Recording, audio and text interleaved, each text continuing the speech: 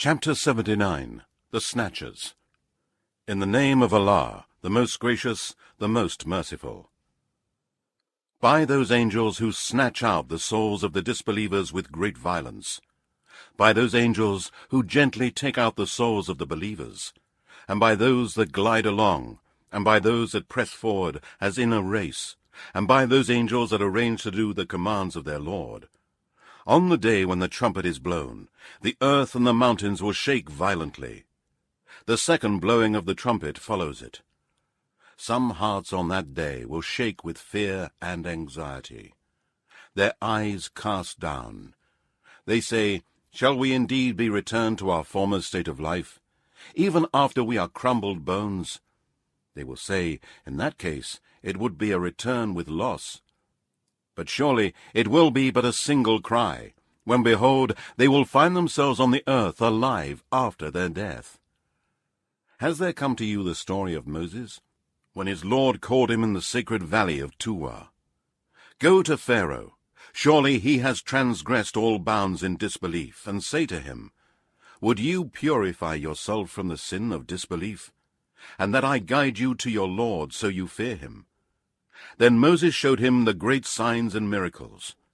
But Pharaoh denied him and disobeyed. Then he turned his back, striving hard against Allah.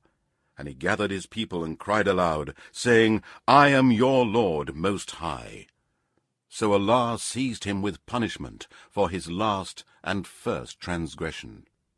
Surely in this is an instructive admonition for whoever fears Allah.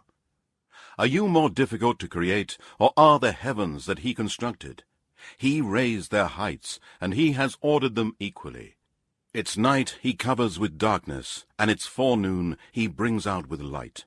And after that he spread out the earth, and brought forth its water and its pasture. And the mountains he has fixed firmly, to be a provision and benefit for you and your cattle. But when there comes the great catastrophe, the day when man shall remember what he strove for, and hell-fire shall be made apparent in full view for everyone who sees, then, for him who transgressed all bounds, and preferred the life of this world, surely his abode will be the hell-fire. But as for him who feared standing before his Lord, and restrained himself from impure evil desires and lusts, surely Paradise will be his abode. They ask you, O Muhammad, about the hour. When will be its appointed time?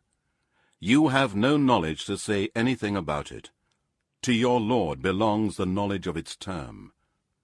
You, O Muhammad, are only a warner for those who fear it.